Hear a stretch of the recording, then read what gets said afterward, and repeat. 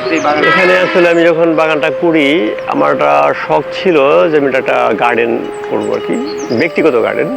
বা সেই সুবাদে নিজে নিজে একটা ভাবলাম যে ভিতরে যদি রাস্তাগুলি করা হয় তাহলে রাস্তা তো দুই পাশে কি গাছ দিয়ে করলে মানে অল্প ব্যয়ে কীভাবে সুন্দর হবে। তখন দেখলাম যে আমার অনেক আগের কথা, আমি যখন নাকি বিভিন্ন আগের যে সকল বিল্ডিংগুলো আছে যেগুলো 100 বছর আগের বা 200 বছর আগের, তো ওখানে দেখলাম যে সুপারি গাছ বা নারিকেল গাছ, এবং যে সুপারি গাছগুলো অনেক বড় হয়ে গেছে যেগুলো এটার দেখার অনেক সুন্দর। তখন আমি ওর থেকে আমার একটা খেয়াল হলো যে আমি এই সুপারি গাছ দিয়ে কিছু করা যায় কিনা। তখন আমি এই ভিতরে যে রাস্তাগুলি করি এই রাস্তার দুই পাশে সুপারি গাছ লাগাই। আর রাস্তার ভিতরগুলা এগুলোকে আমি চেষ্টা করছি বিভিন্ন নার্সারিতে গিয়ে যেই গাছগুলো দেখতে অনেক সুন্দর ওই গাছগুলো দিয়ে একটা কিছু করা যায় কিনা। তখন ধারাবাহিকভাবে আস্তে আস্তে আমি করে গাছ লাগালাম। তবে এটা করতে মোটামুটি 1 বছর সময়ও লাগছে। তো ছোটোবেলা থেকে এটা গাছের প্রতি ভালোবাসা ছিল এবং সেই ভালোবাসার থেকেই আসলে আমি এই গাছগুলো লাগাই। এবং বাংলাদেশে যেখানে যেখানে মানে যে বৃক্ষের উপরে মেলা হয়, আমার শখের বছর গাছ না কিনলেও অন্তত মেলাটা ঘুরতে যাই, এবং নিজের জায়গা না থাকলেও 2টা গাছ কিনে অন্যকে দেই যে তুমি 2টা গাছ লাগাও। কারণ আমার একটা স্বপ্ন এটা, যদি আমরা সবাই যদি এরকম 2টা করে গাছ লাগাতে পারি সারা দেশটা সবুজায়ন হয়ে যাবে। হ্যাঁ, তা এই গাছের প্রতি ভালোবাসা তো আসলে সবার থাকা উচিত। আর দ্বিতীয় কথা হলো যে আমার এলাকাতে কোথাও ওরকম ভালো বসার জায়গা নেই। মানুষ দেখা যায় ওই রেস্টুরেন্টে, হোটেলে, রাস্তার পাড়ে বসে।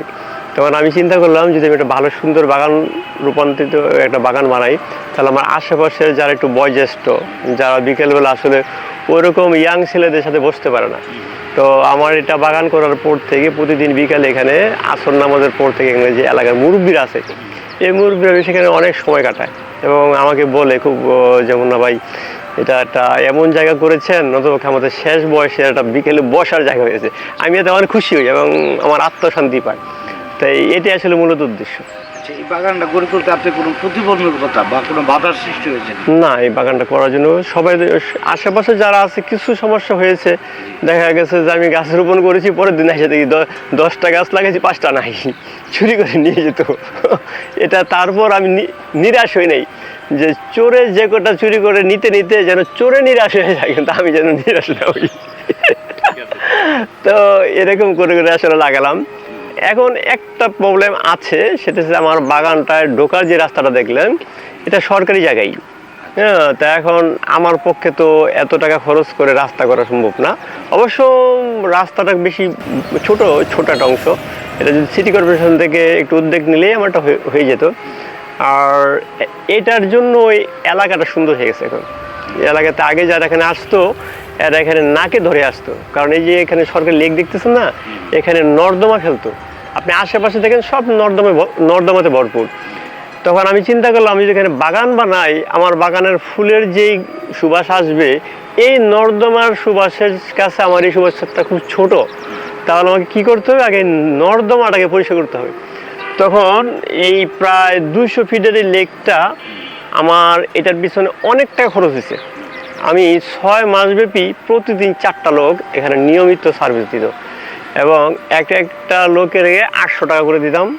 তো 4টা লোকের 4টা 3200 টাকা করে প্রতিদিন। আমার মনে হয় প্রায় 10 লাখ টাকা আমি এখানে ইনভেস্ট করছি শুধু নর্দমা পরিষ্কার করার জন্য। এই নর্দমাটা পরিষ্কার করার পরে এখানে আমি চতুর্দিকে তাকিয়ে দেখেন সব গাছ লাগিয়ে দিয়েছি, সব ফুল গাছ দেখেন বিভিন্ন কালারের জবা ফুল আছে, হ্যাঁ, এবং বাগান বিলাস আছে, এরপরে সুপারি গাছ আছে, তারপরে পাম ট্রি আছে। তো তখন এগুলো লাগানোর পরে যেটা হলো এই এলাকায় ভালো মানুষ আইসা বসতি করতে শুরু করলো এবং এখানে আইসা সবাই একটু বিকেলবেলা ঘুরতে আসে, তার ফ্যামিলি নিয়ে আসে, তখন বলে যে একটু ফ্রেশ অক্সিজেন নিয়ে যাচ্ছি। তো যাই হোক, এটা আমার কাছে একটা আত্মতৃপ্তি যে আমার উসিলায় হলো যে একটু মানুষ ফ্রেশ অক্সিজেন পাচ্ছে। তো এটাই আমার কাম্য যে যদি আমার রাস্তাটা যদি কোনোভাবে গভর্নমেন্ট থেকে একটু ব্যবস্থা করতো তাহলে আরেকটু বেশি সুবিধা হতো। এই বাগানটা নিয়ে আপনার আগামী ভবিষ্যৎ পরিকল্পনা, যদি গাছগুলো আরো সুন্দর হয় বা কিছু, তখন আমি চিন্তা করছি এখানে একটা রেস্টুরেন্ট করা যায় কিনা। যে সবাই তো রেস্টুরেন্ট একটা বিল্ডিংয়ের মধ্যে আবদ্ধ জায়গাতে বসে বসে খায়, তো যদি এখানে একদম বাগানে আমার আপনি ভিতরে দেখবেন রাউন্ড করে সুপারি গাছ লাগানো আছে। এই রাউন্ডটা করার উদ্দেশ্য হলো যে এখানে আমি একটা বসার জায়গা করবো, এরকম অনেকগুলো রাউন্ড আছে, এইগুলাকে আমি বসার স্পেস করব এবং এখানে একটা আমার এক পাশে একটা ছোট রেস্টুরেন্ট করব। এই রেস্টুরেন্ট থেকে খাবার জন্য এই ন্যাচারালিভাবে এই বাগানে বসে খেতে পারে। এবং সবাই তো শহরের যত রেস্টুরেন্ট দেখবেন সব দালান কোঠার মধ্যে বসে খায় বা কিছু, কিন্তু আমার একটা স্বপ্ন ছিল এরকম যেন আমার রেস্টুরেন্ট হবে ফুললি ন্যাচারাল, একদম মানে সবুজের সাথে মিশে মিশে যেন তাকে মানে টাইম স্পেন্ড করতে পারে এরকম।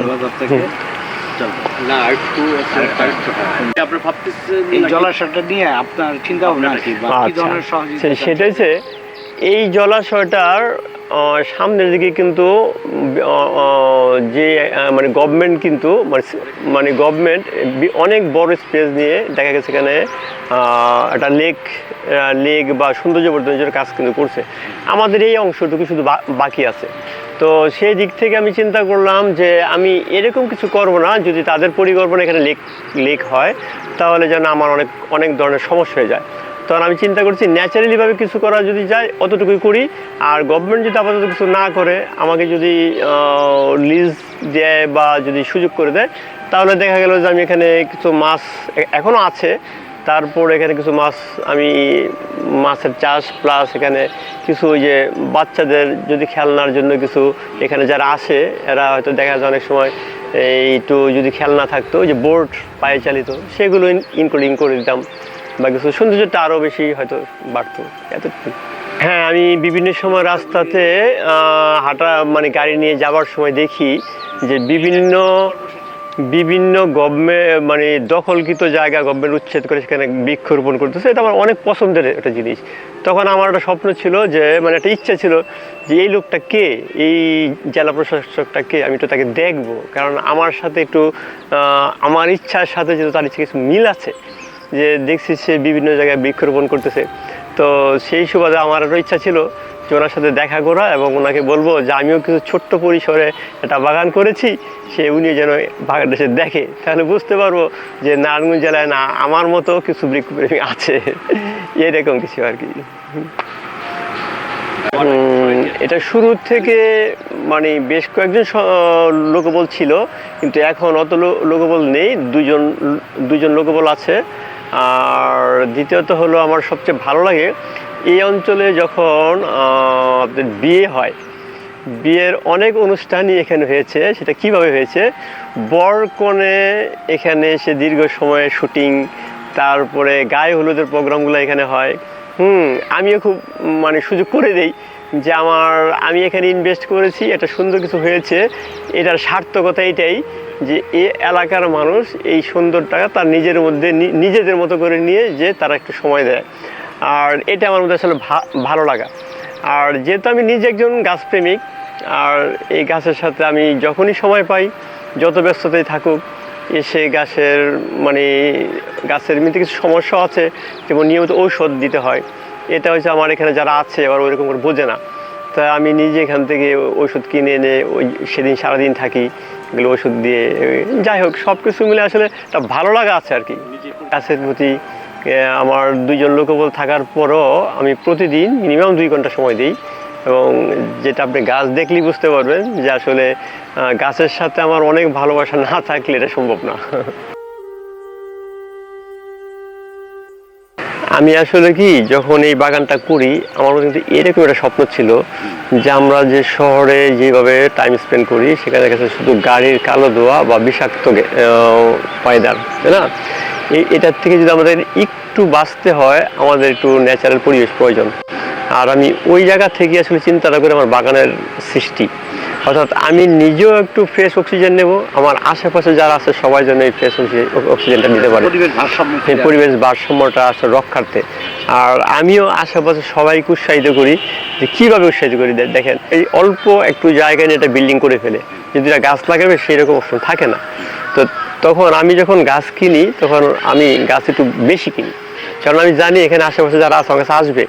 হ্যাঁ, তো আমি আসতে করি ফ্রিতেই সবাইকে 2-4টা করে গাছ দিয়ে দিই। মানে আপনি নিজেও বনায়ন করি এবং অন্যদেরকে সাহায্য করি, উৎসাহিত করি। তো এটা করার ফলে এখানকার যারা মুরব্বী আছে সবাই তো বিকেলে এখানে এসে সময় দেয়, একটু বসে তার গল্প গুজব করে।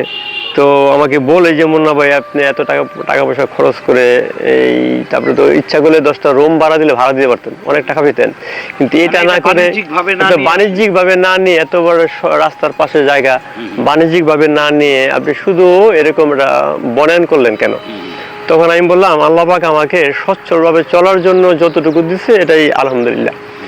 এরপরে আমার ছোটবেলা থেকেই যেরকম একটা শখ ছিল যে আমি স্কুল লাইফও, আমি যে স্কুলে পড়েছি ওই স্কুলের আঙিনায় ছোট ছোট বাগানের ব্যাপারে আমি খুব উৎসাহিত ছিলাম, এবং আমাদের শিক্ষক ছিল, সে আমাদের উৎসাহিত করতো, এবং কার বাগানটা কত সুন্দর হবে সেখানেও দেখছি আমার বাগানটা সবচেয়ে ভালো, বেস্ট হয়েছে। আর আমার নিজের যে বাড়ি, সে বাড়ির অর্ধেকটা বিল্ডিং করেছি আর অর্ধেকটা সব ফলের গাছ করেছি। ওখানে একদম রাস্তার পাশে আমার বাড়ি, আমি ওইখানে যদি বিল্ডিং করি আমি কয়েক লক্ষ টাকা ভাড়া পেতে পারি, কিন্তু আমি সেটা করিনি। আমি 50%, আমার বাড়িটা হলো 32%, আমি 16%-এর মধ্যে 5 তলা বিল্ডিং করেছি, আর বাকি 16% সব ধরনের ফলের বাগান করেছি, ওটা শুধু ফল। আচ্ছা, আর এটা একটা স্বপ্ন ছিল যে আমি একটা ফুলের বাগান করবো, একটা গার্ডেন করবো, আর গার্ডেনের খুব স্বপ্ন ছিল। আসলে সেই স্বপ্ন থেকেই কিন্তু আমি ধীরে ধীরে এই বাগানটা বানানো।